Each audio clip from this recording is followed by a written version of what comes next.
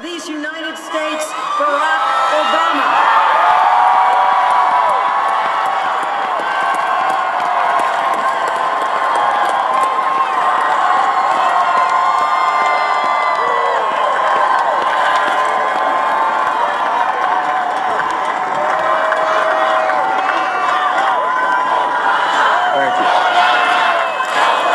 Thank you.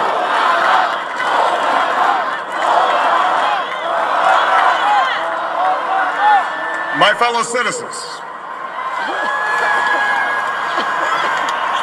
I stand here today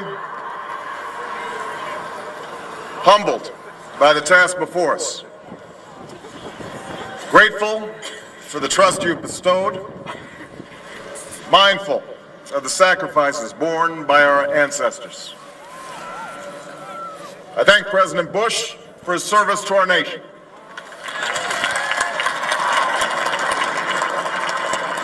As well as the generosity and cooperation he has shown throughout this transition. 44 Americans have now taken the presidential oath. The words have been spoken during rising tides of prosperity and the still waters of peace. Yet, every so often, the oath is taken amidst gathering clouds and raging storms. At these moments, America has carried on not simply because of the skill or vision of those in high office, but because we, the people, have remained faithful to the ideals of our forebears and true to our founding documents.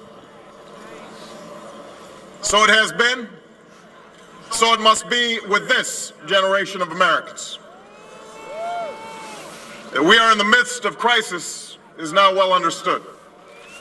Our nation is at war against a far-reaching network of violence and hatred.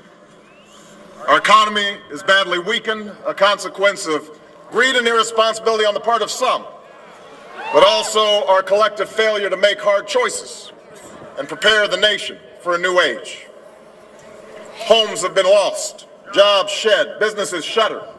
Our health care is too costly, our schools fail too many, and each day brings further evidence that the ways we use energy strengthen our adversaries and threaten our planet. These are the indicators of crisis, subject to data and statistics. Less measurable, but no less profound, is a sapping of confidence across our land. A nagging fear that America's decline is inevitable, that the next generation must lower its sights. Today, I say to you that the challenges we face are real. They are serious and they are many. They will not be met easily or in a short span of time. But know this, America, they will be met.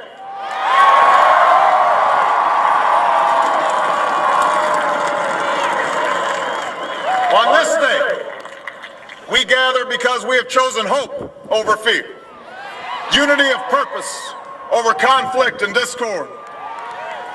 On this day, we come to proclaim an end to the petty grievances and false promises, the recriminations and worn-out dogmas that for far too long have strangled our politics. We remain a young nation, but in the words of Scripture, the time has come to set aside childish things. The time has come to reaffirm our enduring spirit, to choose our better history, to carry forward that precious gift, that noble idea passed on from generation to generation, the God-given promise that all are equal, all are free, and all deserve a chance to pursue their full measure of happiness.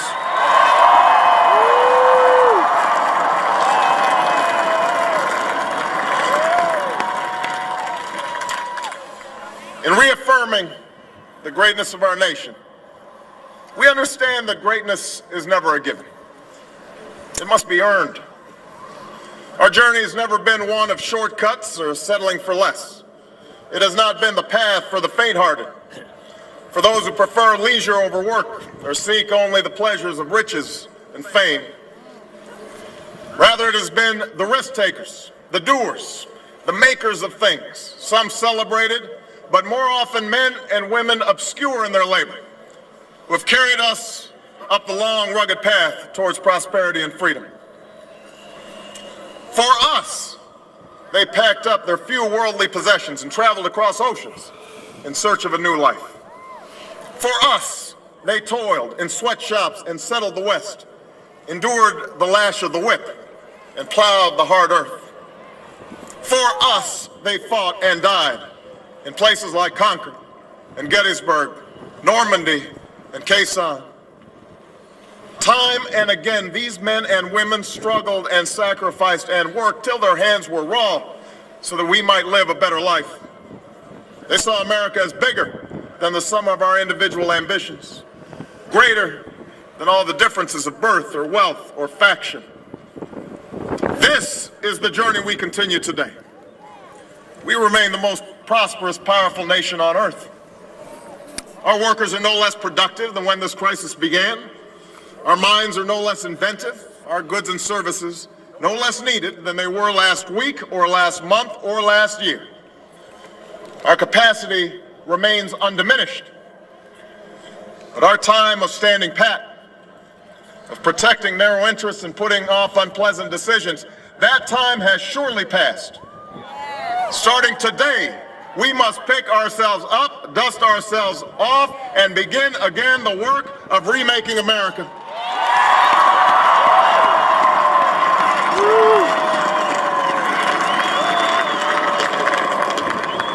For everywhere we look, there is work to be done.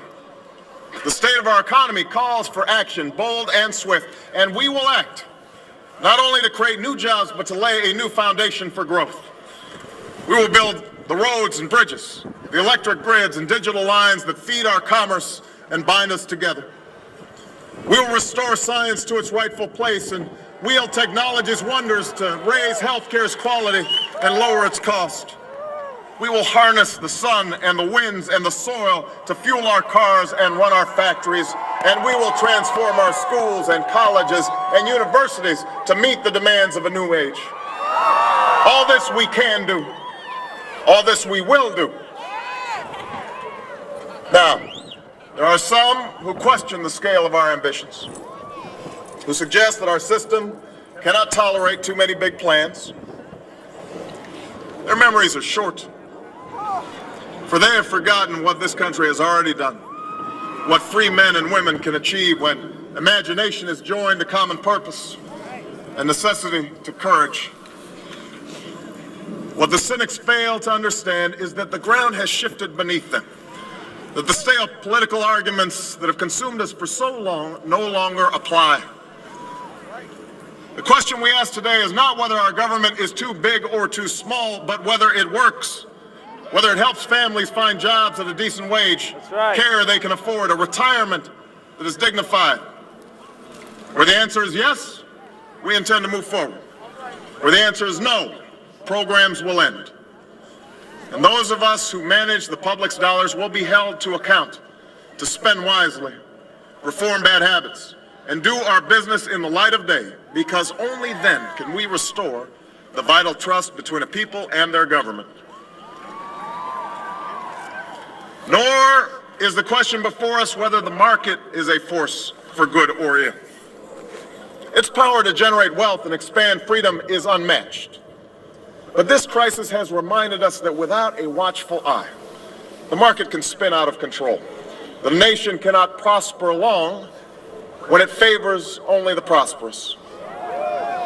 The success of our economy has always depended not just on the size of our gross domestic product, but on the reach of our prosperity, on the ability to extend opportunity to every willing heart, not out of charity, but because it is the surest route to our common good.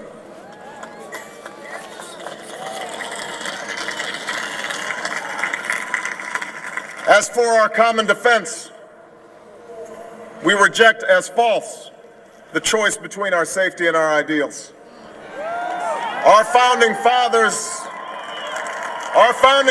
faced with perils that we can scarcely imagine, drafted a charter to assure the rule of law and the rights of man, a charter expanded by the blood of generations.